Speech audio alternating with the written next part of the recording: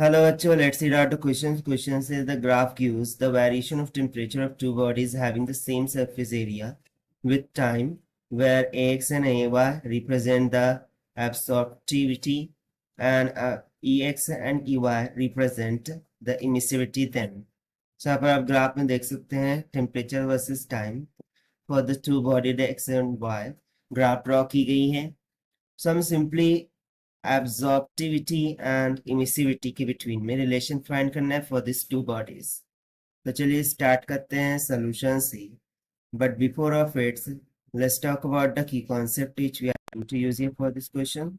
So by using the law of thermal conductivity, we remember that d theta by dt, this is nothing but equals to negative of E times of sigma into A divided by ms into the bracket theta power 4 minus. अब यहाँ पर theta तो average temperature होगा, theta naught we will say the surface temperature, A area sigma Stefan Boltzmann constant, और E जो है small ये basically emissivity को इंडिकेट करता है. एम मास हो गया, एस स्पेसिफिक हीट, और D theta by D T basically rate को इंडिकेट कर रहा है, that is rate of cooling we can say. ठीक है, तो सिंपली हम यहाँ पर लिख सकते हैं कि जो रेट ऑफ कूलिंग है R, this is nothing but equals to D theta by D T.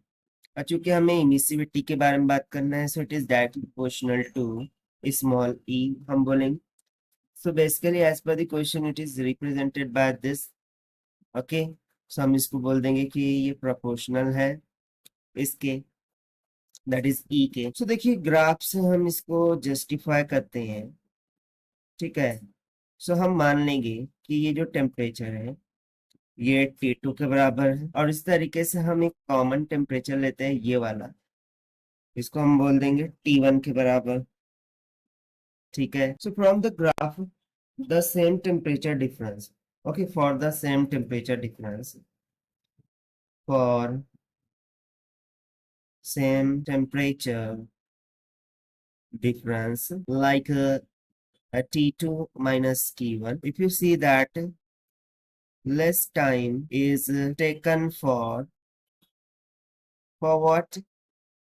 So if we try to calculate the slope, okay, so यदि मैं y कर्व के लिए स्लोप निकालूं, so देखिए इसके लिए टेम्परेचर क्या हो जाएगा, टेम्परेचर डिफरेंस ग्रेटर हो जाएगा, साथ ही साथ जो टाइम डिफरेंस है वो लेस हो जाएगा. इस तरीके से यदि मैं x के लिए निकालूं, सो temperature difference will be less but time difference will be more. यानी कि हमें यहाँ पर ये समझ में आता है कि for x the time taken is more as compare to y. So y के लिए टाइम टेकन क्या है, लेस है, so less time is taken for y. So this means that the emissivity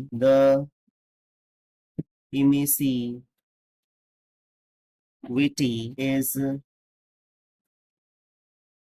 more for Y.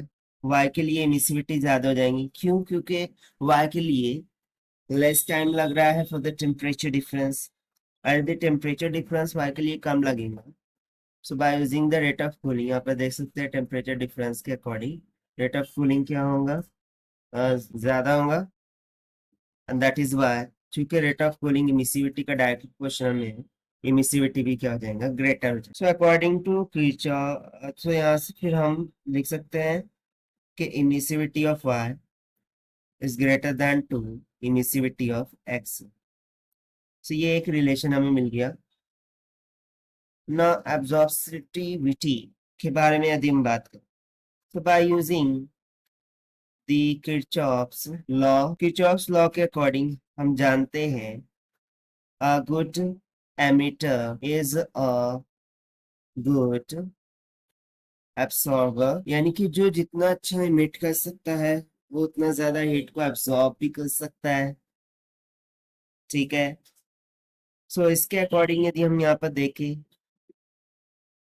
सो चूंकि y को less time लग रहा है, यानी कि उसकी रेट ऑफ हीट ज्यादा है, सो रेट ऑफ हिट यदि ज़्यादा है यानी कि वो गुड एमिटर है, दैट मीन्स टू से उसकी अब्जॉर्बिविटी भी ग्रेटर हो जाएंगी as compare to the x. So इस कंडीशन के अकॉर्डिंग अब हम यदि option match, so option T will become correct. So this is the required solution. I hope you understand well. Best of luck. Thank you.